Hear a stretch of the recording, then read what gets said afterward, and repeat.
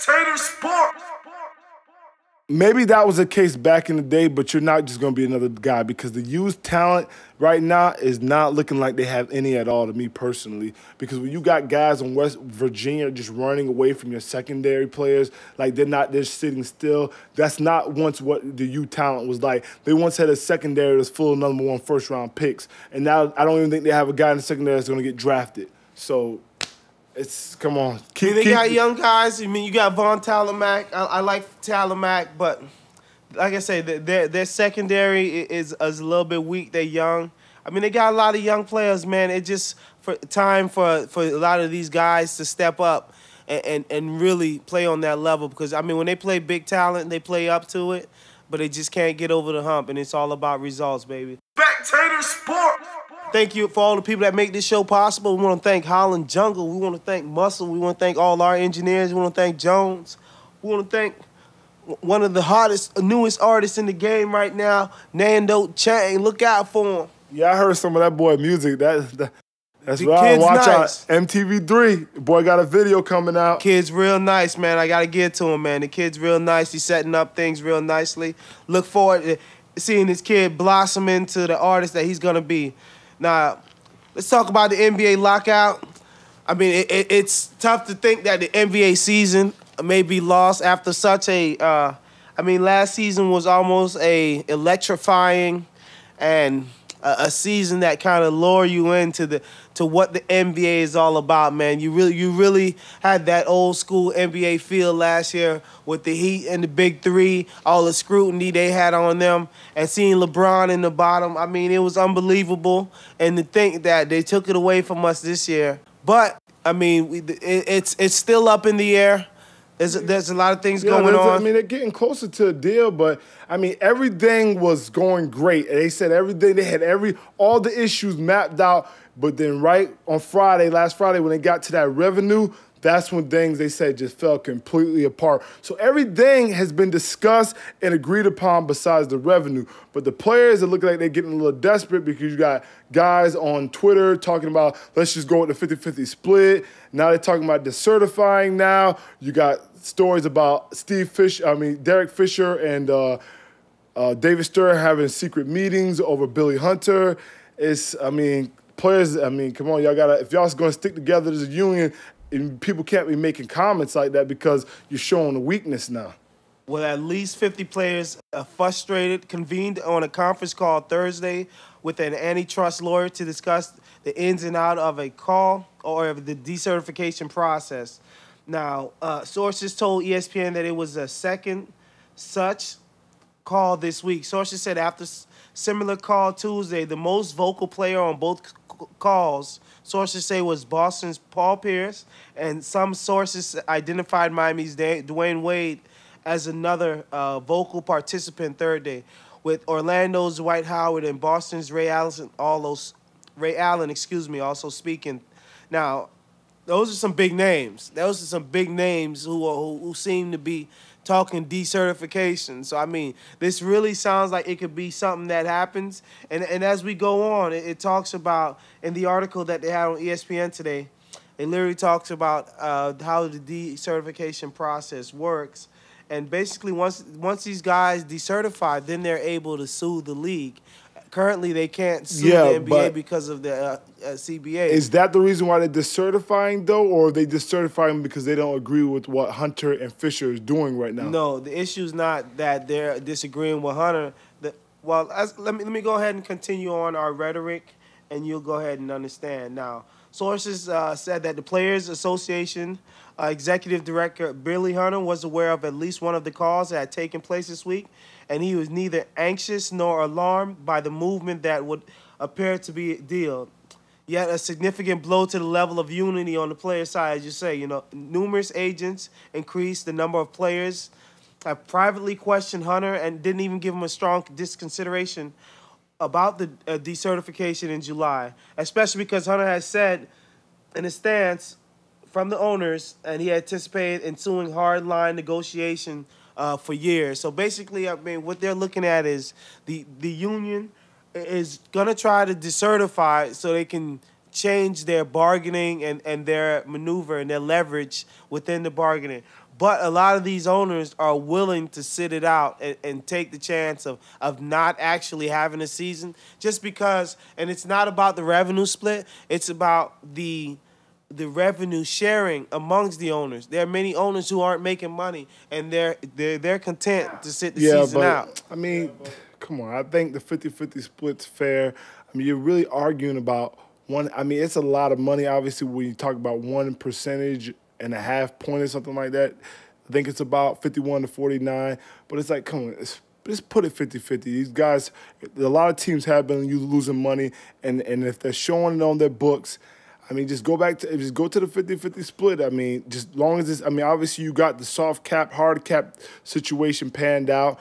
And, you know, if it's just coming down to this, I mean, if you're talking about, I mean, I know you're probably talking about a lot of money when you talk about 0.5%, but it's like you're going to possibly lose. You already lost the 82-game season. You're going to possibly lose the whole season for, I mean, 1.5%.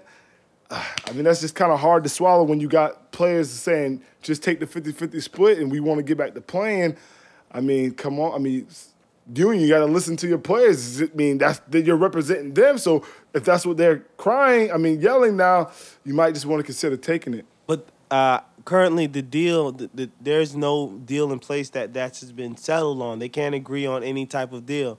Like I said, the issues are amongst the owners and amongst the players. Both sides haven't even agreed amongst themselves as to what to do and how to move forward. Like I said, a lot of owners want the whole revenue structure to be changed, whereas not between the revenue between players to owners, as between the revenue between teams that are not increasing income to the teams that are. Yeah, but as long as the majority votes that they're going to vote the deal in, they'll be fine. I mean, as long as the majority votes, otherwise you sell your team. I'm pretty sure they're going to – the NBA, trust me, they'll find people to purchase your team if you don't want it no more. So as long as the majority votes that they'll vote the deal in, they should be fine, which they probably have the majority if they go to a 50-50 split. So that's why he wants the 50-50 split, David Stern.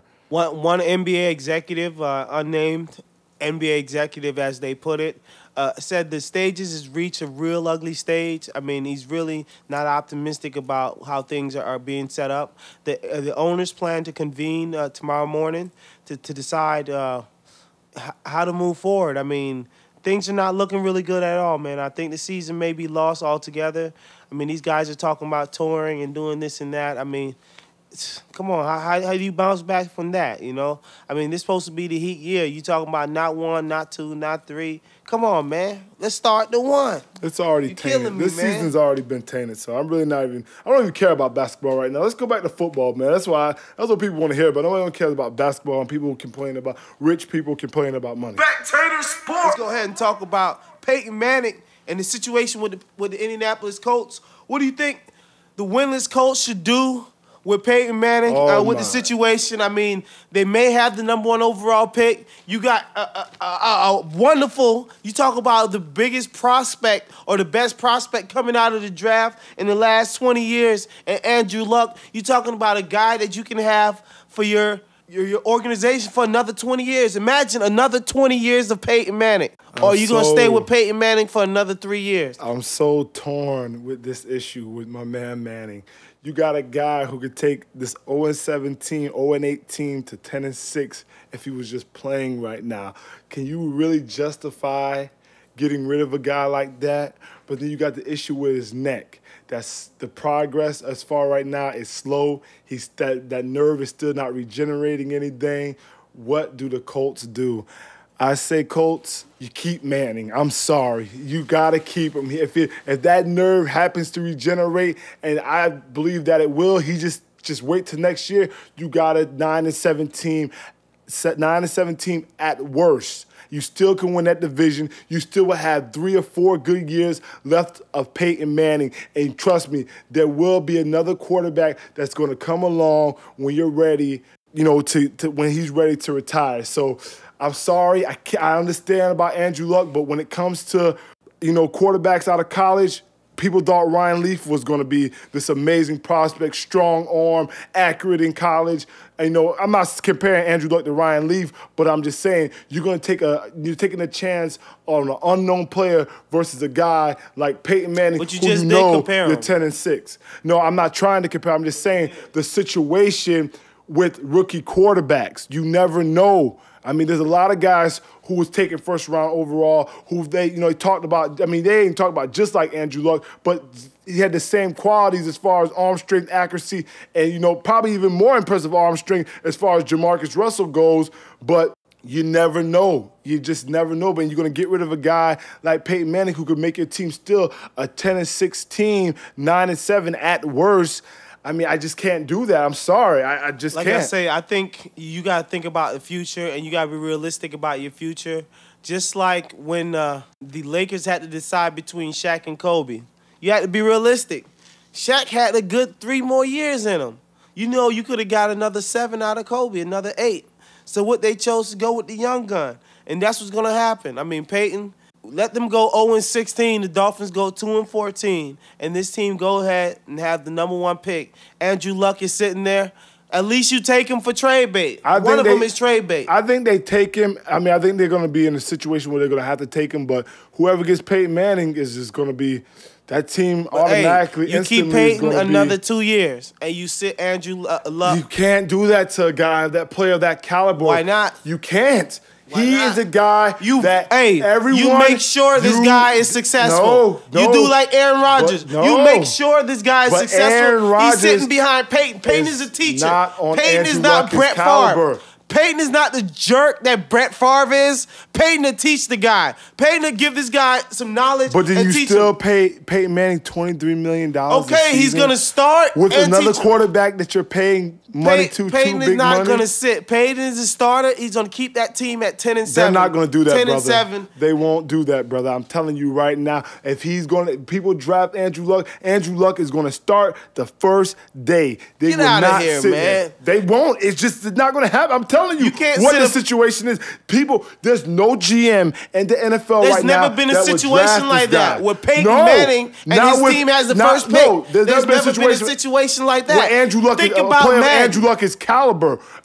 They're saying this is the best prospect in the last 30 years. They're saying this guy is ready to start in the NFL system right now and possibly go to a Pro Bowl. Who is they? Hold on. Who is they? Who is they? Is the so-called experts that you hear about criticizing Tim Tebow. You know who you are. Merrill Hodge, Todd McShay, Mel Kiper, various GMs and recruits on NFL squads. Come on, man. These are the people who make these decisions and influences people's decisions at the end of the day. That's who they are. And I'm sorry to tell you, it won't happen, brother. It's either Peyton or Luck. And I'm sorry, I'm taking Peyton all day. I got another 4 years, baby, of playoff chances and hopes. You put Peyton back there. You go make some moves on defense. Listen, man, you keep Reggie Wayne. You got a 10-6 team. You still got a playoff caliber team there. This team got to factor in every aspect of this decision. Another thing. Peyton's neck is not a certainty. Now, what happens if he gets back in the game? You say, I don't want Andrew Luck, and you take Peyton. You go with Peyton. Peyton gets back in the game. He gets sacked. Now his neck is acting up. Peyton is out. Andrew Luck is gone. And you SOL for another year. Come on, man. I understand that completely. That's a chance you got to take, but then you got to take a chance on Andrew Luck. He might come out and just be horrendous. But at least you have Peyton there to help him. That's not okay. Well, we're gonna have to move along because right now you're not understanding that won't happen, sir. They are not going to sit Andrew Luck. Nobody will do that. It's either Peyton is gonna be gone and you're gonna start Andrew Luck, or you're not gonna draft Andrew Luck and use him as a trade bait to get some better players on the Indianapolis Colts to make that team a Super Bowl containing team next year because they're 10-6 with Peyton Manning and they're gonna get some impact players on defense. I would think drafting Andrew Luck will give them more value, even if they trade Andrew Luck. But at least drafting him. Teams would give up a lot to get Andrew Luck, but you're going to draft one player. And teams would give up a lot. Well, you can really fix that team up. You can really get some help for Peyton. I mean, Peyton is pretty good. I mean, the team is really not a bad team if you think about it.